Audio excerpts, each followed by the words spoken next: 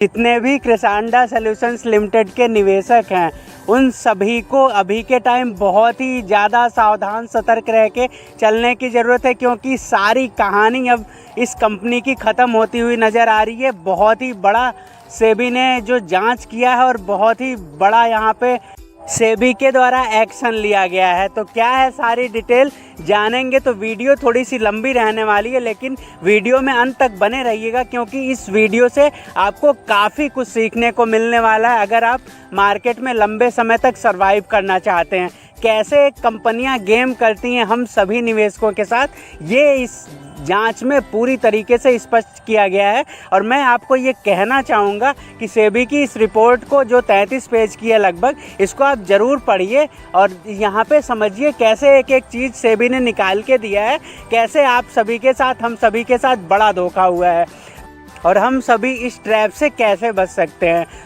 तो कहानी की शुरुआत कुछ यूँ होती है कि सेबी ने बताया कि जो कंपनी क्रिसांडा रेलवे सॉल्यूशंस लिमिटेड, जिसका पहले नाम क्रिसांडा सॉल्यूशंस लिमिटेड हुआ करता था, ये कंपनी के द्वारा ऐसा किया गया कि जो इनका रजिस्टर्ड ऑफिस था वो 3 बार बदला गया, वो भी फरवरी 2022 से लेके मई 2022 के बीच। तो ये जो बड़े बदलाव हुए, मतलब आप कुछ ही महीनों में 3-3 बार अपने ऑफिस को बदल देते हो, तो सेबी का यहीं पे दिमाग घूम गया। तो जैसा कि कंपनी के द्वारा बताया गया, 1986 में कंपनी लिस्टेड हुई बीएसई में, और वहाँ पे कंपनी के द्वारा जो डिटेल्स प्रोवाइड करवाई गई हैं, कंपनी का जो बिजनेस है providing software services, digital media services and information technology enabled services. तो ये सारी डिटेल्स कंपनी के द्वारा दी गई और यहाँ पे बताया गया कि जो इनका मार्केट कैपिटलाइजेशन है वो लगभग 530 करोड़ का है, और सितंबर 2024 के हिसाब से जो अभी के टाइम ट्रेडिंग चल रहा है वो 12 रुपये 70 पैसे के हिसाब से चल रहा है। और यहाँ पे जो इनके प्रमोटर हैं smart infra properties private limited, इनकी जो होल्डिंग है अभी के टाइम 0.08% की होल्डिंग बनी हुई है। तो यहाँ पे जो सेबी ने देखा कि नवंबर 2021 से फरवरी 2022 के बीच इनके जो डायरेक्टर्स हैं और कुछ बड़े पद के लोग जो हैं वो रिजाइन दे देते हैं। तो इस पे सेबी ने पूछा तो बताया गया कि पोस्ट कोविड जो समस्याएं हुई थी उन सारी चीज़ों को लेके कंपनी के जो बड़े पद के लोग हैं उनको हटाया जा रहा है या नई नियुक्तियां की जा रही हैं। और ऐसा ऑब्जर्व किया गया कि इस पीरियड में फरवरी 22 से लेके मई 22 के बीच में जो ऑफिस का एड्रेस था वो 3 बार बदला गया। और इन सारी चीज़ों पे जब पूछा गया सेबी के द्वारा कि भाई ऐसा क्यों कर रहे हो, क्यों आप बार बार एड्रेस अपना बदल रहे हो, तो बताया गया कंपनी के द्वारा कि जो स्पेस है कंपनी के लिए कम पड़ रहा है, इसलिए क्रिसांडा सॉल्यूशंस अपने बार बार एड्रेस में बदलाव कर रहा है, नए नए कमरे ढूंढ रहे हैं। तो भाई सेबी को ही ये चूना लगाने की कोशिश कर रहे हैं।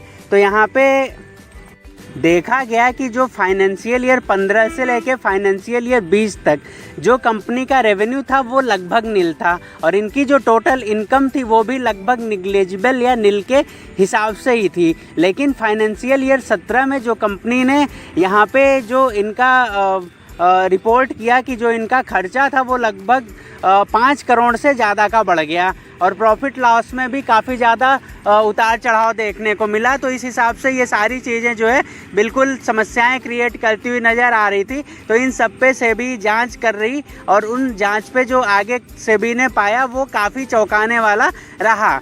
ऐसा देखा गया कि फाइनेंशियल ईयर 22 में जो इनका कंपनी का रेवेन्यू था 18.48 लाख का था, वो अचानक से बहुत ही ज़्यादा बढ़ गया, और फाइनेंशियल ईयर 23 में इनका जो रेवेन्यू था वो 75.13 करोड़ तक पहुंच गया। मतलब कि आप समझो कि कितना बड़ा बदलाव हुआ। तो सेबी को फिर समस्या हुई कि भाई मार्च 10 2023 में इनसे पूछा गया कि भाई ये चेंज कैसे आया। तो कंपनी के द्वारा जवाब जो दिया गया वो काफ़ी बेहतरीन था। कंपनी ने बताया कि due to internal reorganization of the management and operational team and default of the management, the company was able to post excellent result। वाह भाई वाह, मतलब कि बिल्कुल सेबी को ही आप जवाब दे रहे हो, वो भी ऐसा कि मतलब क्या ही कहें। मतलब चोरी और ऊपर से सीना चोरी भी। बिल्कुल बता रहे हैं कि हमारे कर्मचारियों के द्वारा सारा कुछ हो रहा है और ये बेहतरीन ढंग से मेहनत की जा रही, इस वजह से ऐसा रिजल्ट आया है। गजब है।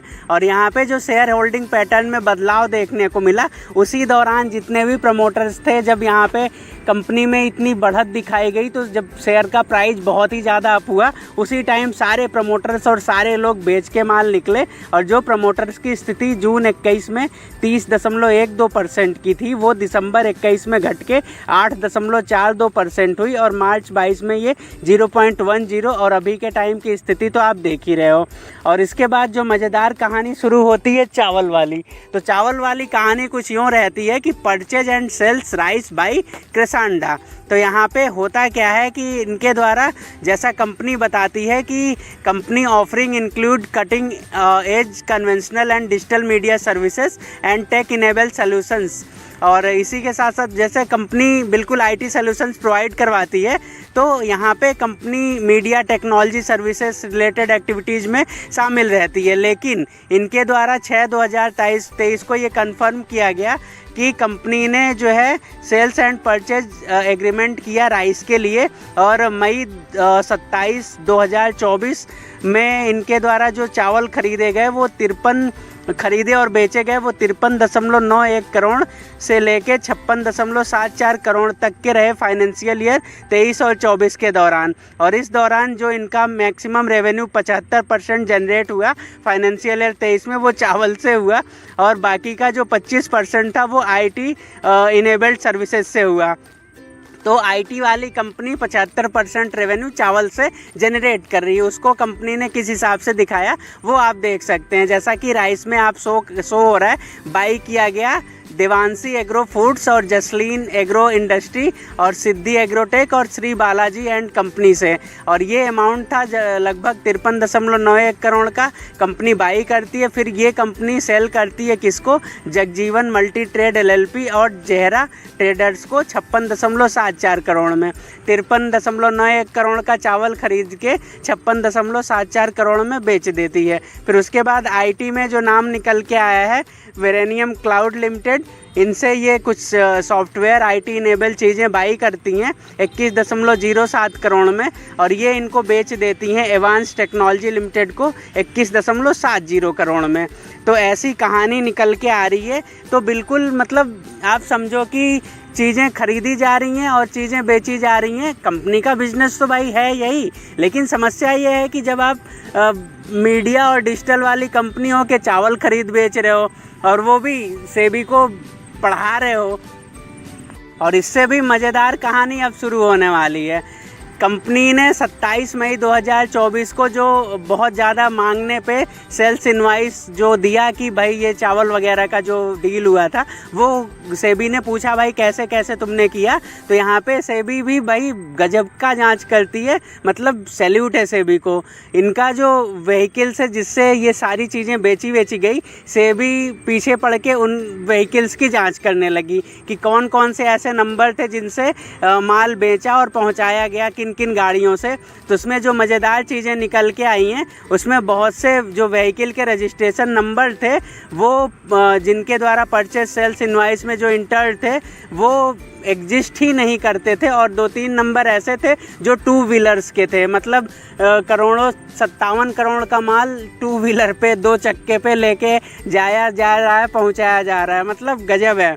और उसके बाद ये आप एक सेबी ने ये लिस्ट निकाल के दी है, एक चार्ट बनाया है। जैसे क्रेसांडा से देवांशी ने 23.44 करोड़ का राइस परचेज किया, और देवांशी ने फिर इसको जगजीवन मल्टी ट्रेड से राइस परचेज किया 28.39 करोड़ का, और जगजीवन मल्टी ट्रेड ने Jagjivan multi trade purchase rice from Crisanda. और ऐसा ही सेम ग्राफिक और निकल के आता है। क्रेसांडा ने 23.96 करोड़ का जो परचेज किया राइस जसलीन से, और जसलीन एग्रो ने 23.92 करोड़ का राइस परचेज किया जेहरा से, और जेहरा ने फिर से 21.80 करोड़ का राइस परचेज किया क्रेसांडा से। तो घूम फिर के बात वहीं पे आ रही है। मतलब सारा कुछ हो तो रहा है लेकिन हो नहीं रहा है, मतलब सब कुछ चल रहा है कागज़ में। और इसी के साथ मतलब ये सारा कुछ बिल्कुल एग्जैक्ट कट एंड क्लियर है कि ये सारा कुछ बुक एडजस्टमेंट है। जितनी भी एंट्री हो रही हैं वो सिर्फ दिखाया जा रहा है, कोई भी जितने भी गुड्स हैं या जो भी चीज़ें हैं वो धरातल पे नहीं है, सिर्फ कागज़ों में चीज़ों को दिखाया जा रहा है। ऐसा बिल्कुल पकड़ में आ गया है। तो भाई अब पढ़ाओगे वो भी किसको, सेबी को, और सेबी जिस हिसाब से पीछे पड़ती है तो बिल्कुल बर्बाद करके छोड़ती है। अभी इसमें जो 2 नाम आए आपने, वेरेनियम क्लाउड भी कुछ दिन पहले काफ़ी चर्चा में था और ये पहले भी ऐसी चीज़ों में इन्वॉल्व रह चुकी है कंपनी। तो वेरेनियम क्लाउड क्या करती हैं, ये जो परचेज करती हैं क्रिसांडा, इनसे परचेज करता है वेरेनियम से, और वेरेनियम एवांस को बेचते हैं, एवांस क्रिसांडा को बेचते हैं। ये बिल्कुल चक्कर चलता रहता है इनसे, इनके पैसे इनके खाते में, इनके पैसे उनके खाते में, उनके पैसे उनके खाते में। तो ये कहानी चली और हुआ कुछ नहीं, सिर्फ सब जो हुआ वो कागज़ों में हुआ। उसी के साथ साथ सेबी ने ये सारे ऑर्डर इशू किए। वेरेनियम क्लाउड को भी एक ऑर्डर इशू किया था अभी 10 मई 2024 को, जब वेरेनियम क्लाउड के शेयर बुरी तरीके से टूटे थे। तो वेरेनियम क्लाउड तो पहले ही ऐसी चीज़ों में इन्वॉल्व है और अभी के टाइम ये नाम भी क्रिसांडा के साथ जुड़ता हुआ सामने आया है। तो आगे आने वाले ट्रेडिंग सेशन में बहुत ही ज़्यादा समस्याएं इन सारी चीज़ों पे देखने को मिलने वाली हैं। तो अब इसमें जो एक्शन लिया गया उसकी बात कर लेते हैं। तो नोटिस 1 to 2 यहाँ पे जो जितने भी नाम लिए गए हैं 1 से 10, अभी आगे डिटेल में नाम देख लेंगे, उसमें सभी लोगों को बिल्कुल रोक लगा दिया गया है। उनके द्वारा कोई भी सिक्योरिटी मार्केट में कोई भी ट्रांजैक्शन करने से या कुछ भी खरीद बेच करने से या किसी भी कंपनी से फर्दर जुड़ने से जब तक सेबी के द्वारा कोई भी अगला नोटिस नहीं दिया जा सकता। और ये बिल्कुल मतलब टोटली अभी के टाइम जस्ट इमीडिएटली इफ़ेक्टिव हो चुका है। जितना भी इन लोग का पैन नंबर है, जितने भी डिटेल्स हैं वो सारा कुछ डाल दिए गए हैं, जिससे ये कोई भी ट्रांजैक्शन वगैरह नहीं कर पाएंगे।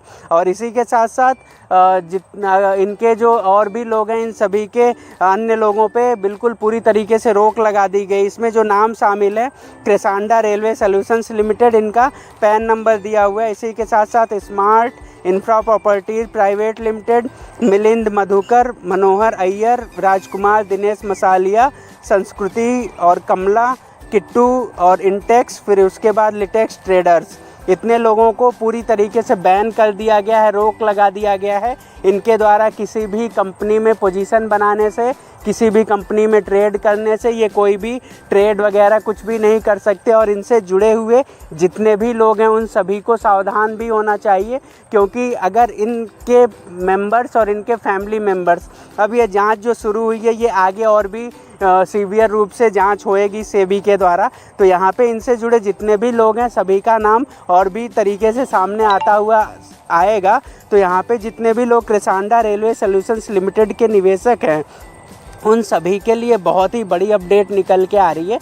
बहुत ही ज़्यादा बुरी खबर है क्रिसांडा के लिए, और जितने भी निवेशक हैं बुरी तरीके से आप ट्रैप हुए हो, और ऐसी ट्रैप से बचने के लिए ऐसी कंपनियों से दूर रहें और ऐसी कंपनियों को पहचाने कैसे। आप इनके जो डिटेल्स निकल के आते हैं उस पर ज़रूर ध्यान दें। अब आईटी वाली कंपनी चावल बेचेगी तो क्या ही होगा। तो बिल्कुल वीडियो लाइक शेयर ज़रूर करिएगा और पहली बार विजिट करें, सब्सक्राइब करें।